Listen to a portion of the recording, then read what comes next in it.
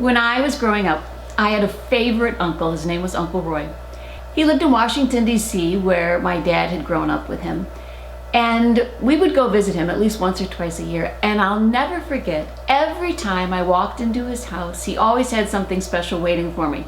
In fact, it was these $50 that he collected. I think he must have had thousands of them in his basement, and he kept them in tennis cans, Wilson tennis cans. And so when I would come to visit, always waiting for me would be some of those coins in my own Wilson tennis can. And I loved how they sounded when I jangled them, and I could even feel the weight of those coins in that tennis can. My uncle had this amazing ability to do something small that made me feel special. And ironically, even when I got older and got married, well, Bill and I really didn't have much money starting out, and my Uncle Roy knew how much I loved going up to the specialty coffee shop in town. And so every month he would send me a check just for me, $100, and he called it my coffee money. I loved how that made me feel. It was a moment that I'll never forget. And speaking of moments, I love the idea of the power of moments that Chip and Dan Heath talk about in their book. Because what they suggest in this book is that we can create those kinds of powerful, meaningful, resonant moments all throughout our lives, and that we don't spend enough time making people feel good, going the extra mile, doing something special. And whether you're a leader, a teacher, a parent, we can all benefit by trying to incorporate more moments into our lives.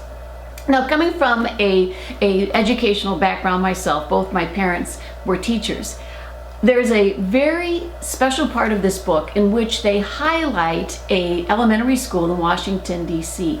And it was actually considered one of the worst schools in the country. So bad, in fact, that they had to do a total overhaul. They got a new administration, including a new principal. And when the principal came in, she looked around. She was like, oh my gosh, there were cinder blocks. It was dirty. And she ended up hiring a new staff. And when that summer, getting ready for the kids to come in, they washed it and they painted it and it looked fresh and new. But into the school year, they realized that that really didn't make a difference. Kids were still leaving class. Parents seemed to not trust the teachers or disinterested. And so they consulted with a company who specialized in, I guess, what you would call moments.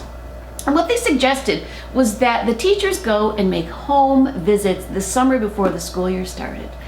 Initially, the parents were skeptical, even the teachers were skeptical. But what they found is that when those teachers arrived at a parent's home with no papers to sign, with nothing but just their bodies there to really sit down and talk with the parents, that interaction changed things profoundly.